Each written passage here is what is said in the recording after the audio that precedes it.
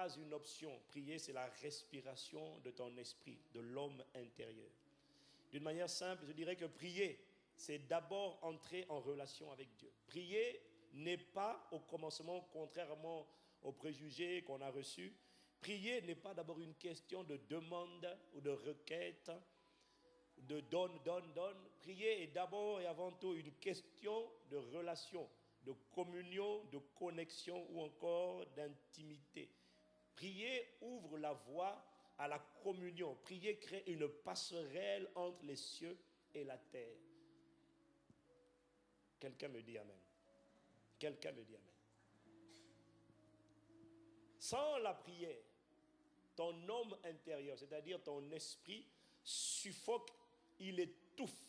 Sans la prière, puisque la prière est la respiration de l'homme intérieur, sans la prière, ton esprit, ton homme intérieur, c'est-à-dire le véritable toi, suffoque, il étouffe et il faiblit. Et lorsqu'il suffoque, il étouffe et il faiblit, alors c'est la chair qui commence à prendre la direction de ta vie. Or, la Bible dit marcher selon l'esprit. C'est grâce à la prière que ton homme intérieur est puissamment fortifié. S'il n'y a pas de prière, il n'y a pas de robustesse, il n'y a pas de solidité de l'homme intérieur. Il y a ce qu'on appelle en grec asthénéo, ça veut dire infirmité. Lorsque ton esprit ne prie pas et qu'il n'est pas fort par conséquent, il se produit exactement ce qui se produit sur le plan naturel lorsque ton corps est malade. Lorsque ton corps est malade, tes mouvements sont restreints, tu manques de tonus, tu manques d'énergie.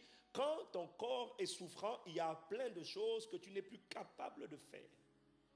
De la même manière, lorsque ton esprit est faible, parce que tu ne pries pas assez, parce que ta prière ne t'a pas rendu fort, lorsque ton esprit est faible, alors tu n'es plus capable de faire les choses même qui paraissent simples. Même pour obéir à Dieu, réalises-tu qu'il faut que ton esprit soit puissamment fortifié.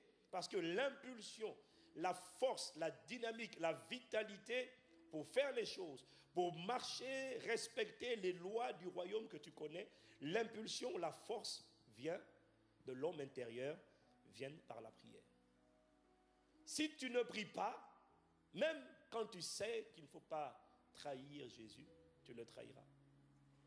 Même quand tu sais qu'il ne faut pas renier, tu le renieras.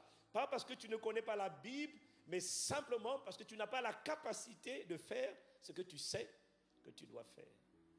Si tu ne pries pas, devant les tentations de la vie, tu risques de faiblir.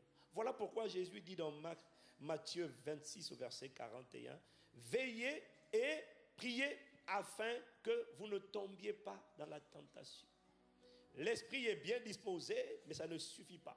L'esprit ne doit pas seulement être bien disposé, l'esprit doit être fortifié. Quelqu'un me dit amen. Voilà pourquoi le diable combat autant la prière. Voilà pourquoi les réunions de prière sont les réunions les plus désertées dans l'église.